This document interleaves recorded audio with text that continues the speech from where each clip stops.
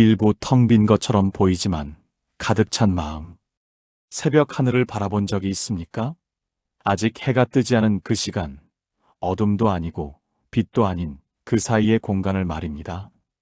그곳에는 아무것도 없는 것 같지만 사실 모든 것이 준비되어 있습니다.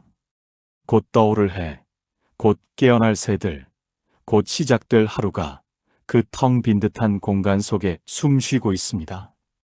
우리 마음도 이와 같습니다.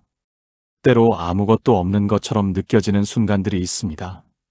무언가를 이룬 뒤, 큰 일을 마친 뒤, 혹은 오랜 시간 달려온 끝에 문득 멈춰 섰을 때, 그때 마음은 텅 빈 그릇처럼 느껴집니다.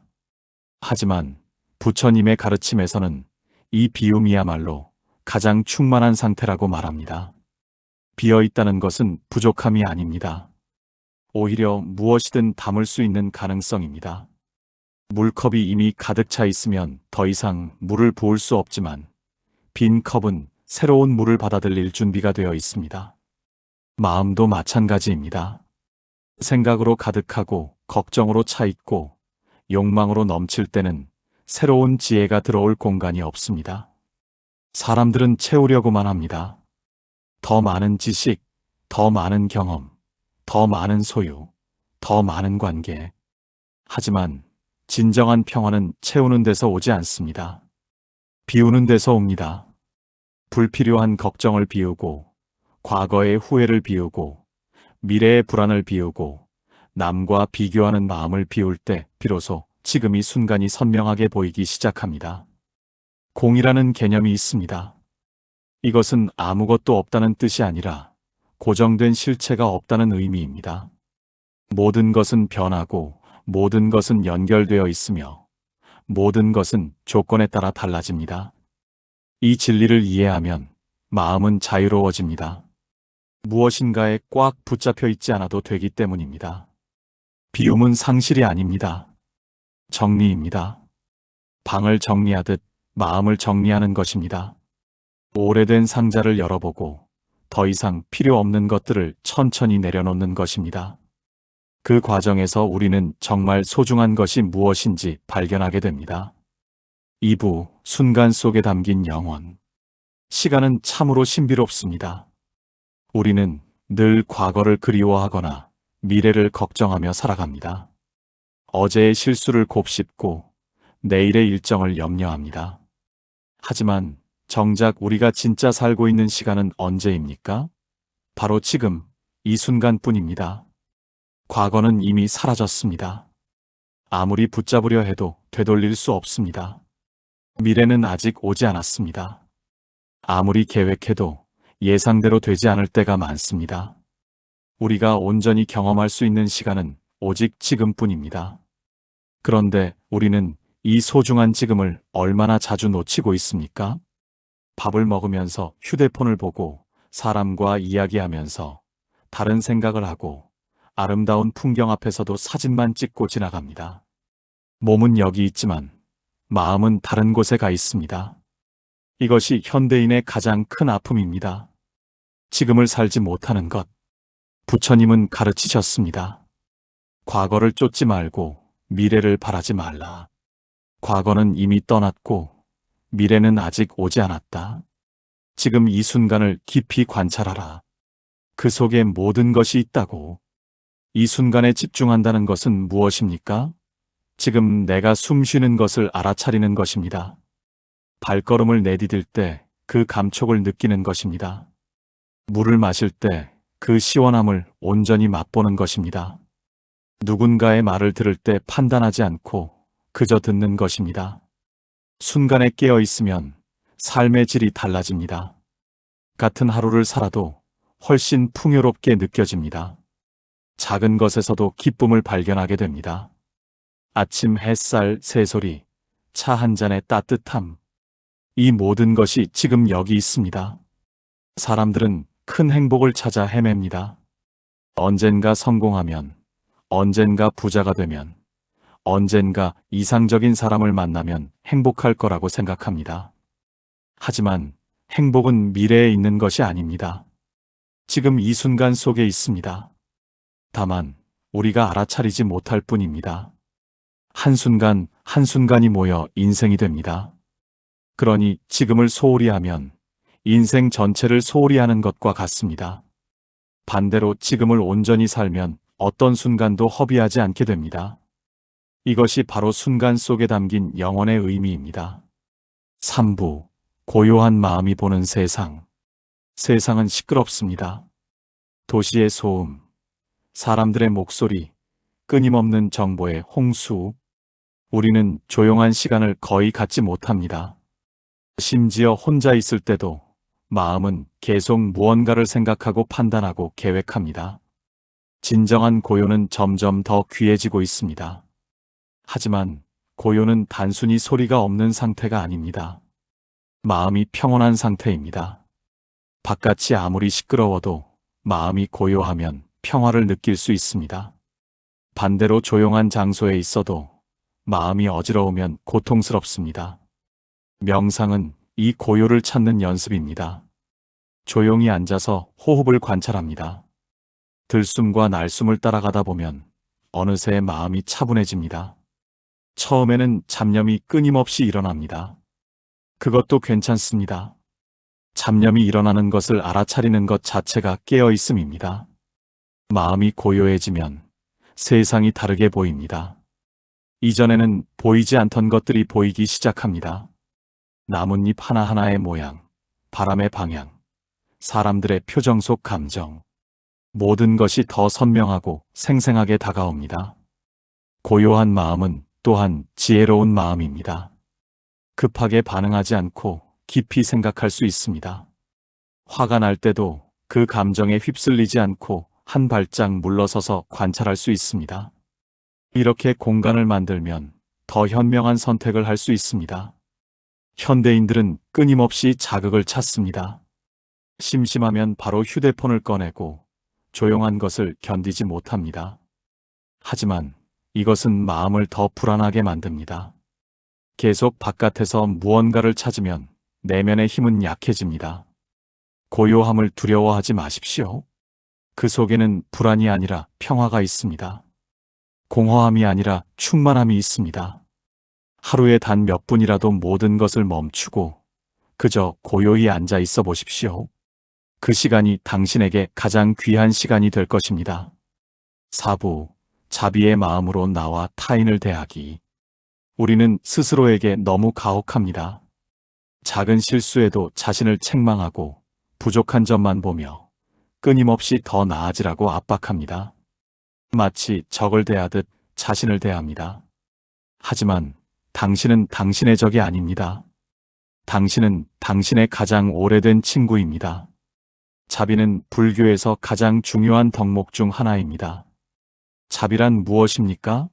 모든 존재의 고통을 이해하고 그 고통이 사라지기를 바라는 마음입니다. 그리고 이 자비는 자신에게서부터 시작되어야 합니다. 자신에게 자비롭다는 것은 자신의 약점을 인정하는 것입니다. 완벽하지 않아도 괜찮다고 말해주는 것입니다. 넘어졌을 때 일어나도록 손을 내미는 것입니다. 모든 사람이 그러하듯 당신도 실수하고 배우고 성장하는 과정에 있습니다. 스스로를 미워하면 다른 사람도 미워하게 됩니다. 스스로를 용서하지 못하면 다른 사람도 용서하지 못합니다. 반대로 스스로에게 친절하면 다른 사람에게도 자연스럽게 친절해집니다. 내면의 평화가 바깥으로 흘러나오기 때문입니다. 타인에게 자비를 베푼다는 것은 그들의 입장에서 생각해보는 것입니다. 누군가 무례하게 굴 때 그 사람도 나름의 고통이 있어서 그런 것임을 이해하는 것입니다. 화를 내는 대신 연민을 느끼는 것입니다. 자비는 약함이 아닙니다. 오히려 가장 큰 강함입니다. 미움과 분노로 대응하기는 쉽지만 이해와 용서로 대응하기는 어렵습니다. 자비로운 마음을 가진 사람은 어떤 상황에서도 평정심을 잃지 않습니다. 또한 자비는 경계가 없습니다. 가까운 사람뿐 아니라 낯선 사람에게도, 좋아하는 사람뿐 아니라 싫어하는 사람에게도, 사람뿐 아니라 모든 생명에게도 확장됩니다. 이 마음이 넓어질수록 우리 삶도 더 넓어지고 풍요로워집니다. 오늘부터 연습해 보십시오. 아침에 일어나서 스스로에게 말해 주십시오. 나는 행복하기를 바랍니다. 나는 건강하기를 바랍니다. 나는 평화롭기를 바랍니다. 그리고 이 마음을 주변 사람들에게도 확장하십시오. 이것이 자비 명상의 시작입니다. 5부. 집착의 사슬을 끊는 용기. 우리는 많은 것에 묶여 있습니다. 소유물, 관계, 지위, 이미지, 과거의 상처, 미래의 계획. 이 모든 것이 보이지 않는 사슬처럼 우리를 붙잡고 있습니다. 그 사슬을 잡고 있는 것은 다른 누구도 아닌 바로 우리 자신입니다. 집착은 고통의 근원입니다. 무엇인가를 너무 세게 붙잡으면 손이 아픕니다. 마음도 마찬가지입니다. 사람을 집착하면 그 사람이 떠날까 두렵고, 돈을 집착하면 잃을까 불안하고, 명예를 집착하면 떨어질까 초조합니다. 집착은 우리를 행복하게 하지 않습니다. 오히려 끊임없는 긴장 상태로 만듭니다. 그렇다면 집착을 어떻게 놓을 수 있습니까? 첫 번째 단계는 내가 무엇에 집착하고 있는지 알아차리는 것입니다. 무의식적으로 붙잡고 있던 것들을 의식의 빛 아래로 가져오는 것입니다. 관찰하십시오. 무엇이 당신을 불안하게 만듭니까? 무엇을 잃는 것이 두렵습니까? 두 번째 단계는 그것의 본질을 이해하는 것입니다. 내가 집착하는 이것이 과연 영원합니까? 변하지 않습니까? 모든 것은 변합니다. 사람도 물건도 상황도. 변하는 것을 붙잡으려 하니 고통스러운 것입니다. 세 번째 단계는 천천히 손을 펴는 것입니다. 한 번에 모든 것을 놓으라는 뜻이 아닙니다. 조금씩 하나씩 내려놓는 것입니다. 마치 주먹을 서서히 펴듯이. 처음에는 불안할 수 있습니다. 하지만 놀라운 일이 일어납니다. 손을 펴는 순간 더 많은 것이 들어올 공간이 생깁니다. 집착을 놓는다고 해서 모든 것을 버리라는 뜻은 아닙니다. 여전히 사랑하고 일하고 꿈을 꿀 수 있습니다. 다만 그것들에 묶이지 않는 것입니다. 가볍게 쥐는 것입니다. 흘러가야 할 때 흘러가도록 허용하는 것입니다. 집착을 놓은 사람은 자유롭습니다. 상황에 따라 유연하게 움직일 수 있습니다. 상실을 겪어도 무너지지 않습니다. 왜냐하면 처음부터 세게 붙잡지 않았기 때문입니다. 이것이 바로 불교에서 말하는 해탈의 한 모습입니다. 용기를 내십시오. 집착의 사슬을 끊는 것은 무언가를 잃는 것이 아니라 진정한 자유를 얻는 것입니다. 가벼운 마음으로 살아가는 것이 얼마나 평화로운지 경험하게 될 것입니다. 6부. 고통 속에서 피어나는 연꽃. 인생에는 고통이 있습니다. 아프고 슬프고 외롭고 두려운 순간들이 있습니다. 누구도 피해갈 수 없습니다. 부자도, 가난한 사람도, 유명한 사람도, 평범한 사람도 모두 고통을 겪습니다. 이것이 삶의 첫 번째 진리입니다. 하지만 부처님은 고통이 끝이 아니라고 말씀하셨습니다. 고통에는 원인이 있고 그 원인을 제거하면 고통도 사라집니다. 더 나아가 고통은 우리를 성장시키는 스승이 될 수 있습니다. 연꽃을 생각해 보십시오. 연꽃은 깨끗한 물에서 피지 않습니다. 진흙탕 속에서 뿌리를 내리고 그 어둡고 탁한 물을 뚫고 올라와 아름다운 꽃을 피웁니다. 진흙이 없었다면 연꽃도 없었을 것입니다. 우리 인생도 마찬가지입니다. 고통이라는 진흙 속에서 지혜라는 연꽃이 피어납니다. 고통을 피하려고만 하면 삶은 더 고통스러워집니다. 고통을 부정하거나 억누르면 그것은 다른 형태로 나타납니다.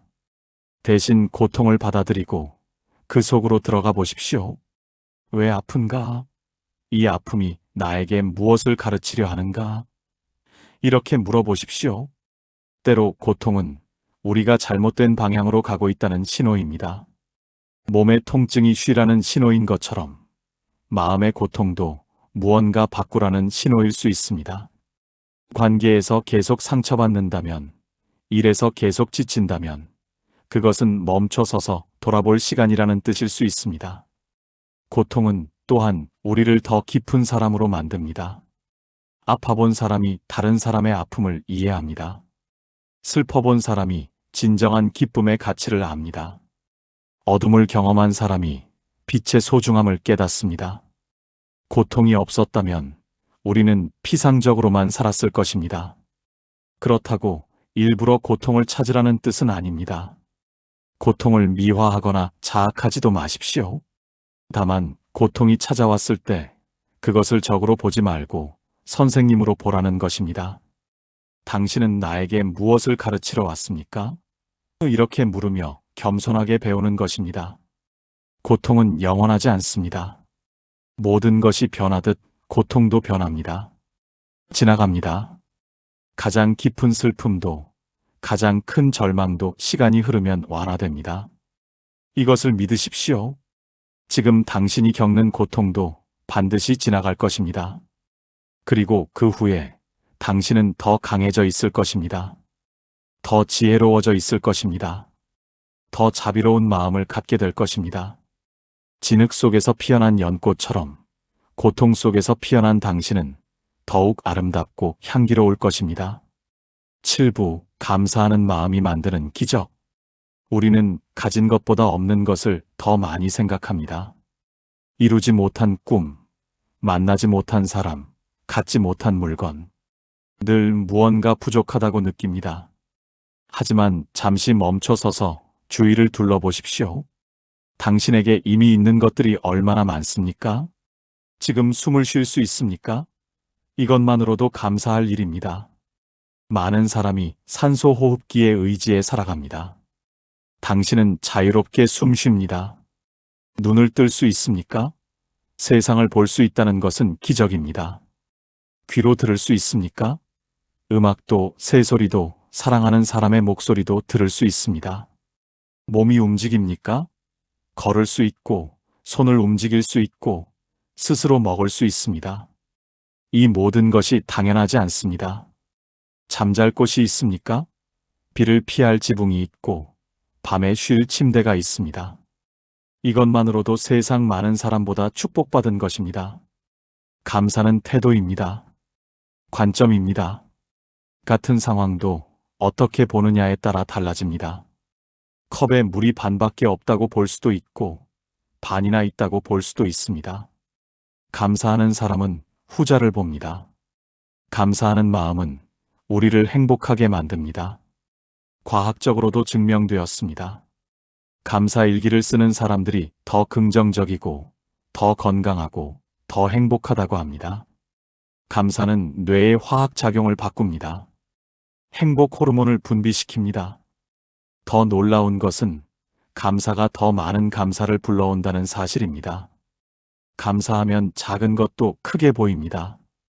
평범한 순간도 특별해집니다. 그러면 삶 전체가 감사로 가득 차게 됩니다. 이것이 바로 감사의 기적입니다. 매일 아침 눈을 뜰 때 3가지를 감사하십시오. 잠들기 전에도 3가지를 감사하십시오. 처음에는 억지스러울 수 있습니다. 하지만 계속하다 보면 자연스러워집니다. 그리고 어느새 당신의 시선이 바뀌어 있을 것입니다. 어려운 일이 생겼을 때도 감사할 것을 찾아보십시오. 이것이 진정한 감사의 힘입니다. 이 어려움을 통해 나는 무엇을 배우고 있는가? 이 때문에 내가 가진 다른 것들이 더 소중하게 느껴지지 않는가? 이렇게 물으면 항상 감사할 이유를 찾을 수 있습니다. 감사는 부처님이 가르친 중요한 수행법 중 하나입니다. 감사하는 마음은 탐욕을 줄이고 만족을 가져오며 평화를 심어줍니다. 지금 이 순간부터 감사하십시오. 당신의 삶이 천천히, 그러나 확실하게 변화할 것입니다. 8부, 마음의 집으로 돌아가는 길. 우리는 늘 바깥을 향해 달려갑니다. 더 많은 것을 얻기 위해, 더 높이 올라가기 위해, 더 멀리 가기 위해. 하지만 정작 가장 중요한 곳을 잊고 있습니다. 바로 나 자신, 내 마음이라는 집입니다. 마음의 집은 언제나 그 자리에 있습니다. 다만 우리가 너무 오랫동안 집을 비워두었을 뿐입니다. 바깥 세계에 정신이 팔려 자신의 내면을 돌아보지 않았습니다. 그 결과 우리는 스스로가 낯설어졌습니다. 내가 진정 원하는 것이 무엇인지, 내가 누구인지조차 모르게 되었습니다. 이제 집으로 돌아갈 시간입니다. 외부의 소음을 잠시 내려놓고 타인의 기대를 잠시 접어두고 오직 나 자신과 마주할 시간입니다. 이것이 명상이고 성찰이고 깨어있음입니다. 집으로 돌아가는 길은 멀지 않습니다. 단지 안으로 향하기만 하면 됩니다. 호흡에 집중하십시오. 숨이 들어오고 나가는 것을 느끼십시오. 이것이 가장 기본적인 집으로 돌아가는 방법입니다. 호흡은 언제나 당신과 함께 있으며 당신을 현재로 데려옵니다. 내면을 들여다보면 처음에는 어지럽고 복잡합니다. 수많은 생각, 감정, 기억들이 뒤섞여 있습니다. 괜찮습니다. 서두르지 마십시오. 천천히 정리해 나가면 됩니다. 마치 오랫동안 비워둔 집을 청소하듯이 마음의 집을 돌보는 것은 이기적인 일이 아닙니다. 오히려 타인을 더 잘 돌볼 수 있게 해줍니다. 자신의 마음이 평화로워야 다른 사람에게도 평화를 줄 수 있습니다. 자신의 집이 정돈되어야 손님을 제대로 맞을 수 있습니다. 하루에 조금씩이라도 혼자만의 시간을 가지십시오. 아무것도 하지 않는 시간, 그저 존재하는 시간. 이 시간이 당신을 다시 충전시키고 중심을 잡게 하고 삶의 방향을 재정비하게 해줄 것입니다. 집으로 돌아간다는 것은 세상을 떠나는 것이 아닙니다. 세상 속에서 자신을 잃지 않는 것입니다. 바깥 세계와 내면 세계 사이에서 균형을 찾는 것입니다. 이 균형이 잡히면 삶은 훨씬 수월해집니다. 부처님은 말씀하셨습니다. 자기 자신이 자신의 의지처가 되라. 다른 누구도 무엇도 진정한 의지처가 될 수 없습니다. 오직 당신 자신만이 당신을 구원할 수 있습니다. 그리고 그 구원은 마음의 집, 당신 내면 깊은 곳에서 시작됩니다. 오늘, 지금, 이 순간 집으로 돌아가십시오. 당신의 마음이라는 고향으로. 그곳에서 진정한 평화를 발견하게 될 것입니다. 이 길은 쉽지 않습니다. 비우고 깨어있고 놓아주고 감사하고 자비롭고 지금을 사는 것. 이 모든 것이 평생의 수행입니다. 하지만 한 걸음 한 걸음 나아가다 보면 어느새 당신은 변화해 있을 것입니다. 완벽하지 않아도 괜찮습니다. 때로 실수해도 다시 집착해도 잊고 살아도 괜찮습니다. 중요한 것은 다시 시작하는 것입니다. 넘어지면 일어나고 길을 잃으면 다시 찾고 잊어버리면 다시 기억하는 것입니다. 부처님의 가르침은 복잡하지 않습니다. 고통을 이해하고 그 원인을 제거하고 지혜롭고 자비로운 삶을 사는 것. 이것이 전부입니다. 그리고 이 길은 누구에게나 열려 있습니다. 당신이 지금 어디에 있든 어떤 상황이든 지금 이 순간부터 시작할 수 있습니다. 한 번의 깊은 호흡으로, 한 번의 감사로, 한 번의 자비로운 생각으로 작은 실천이 모여 큰 변화를 만듭니다. 평화를 찾아 멀리 갈 필요가 없습니다. 행복을 위해 무언가를 더 가질 필요도 없습니다. 모든 것은 이미 당신 안에 있습니다. 지혜도 평화도 자유도. 다만 그것을 가리고 있던 구름을 걷어내면 됩니다. 부디 당신의 여정이 평화롭기를 바랍니다. 당신의 마음이 고요하기를 바랍니다. 당신의 삶이 지혜와 자비로 가득하기를 바랍니다.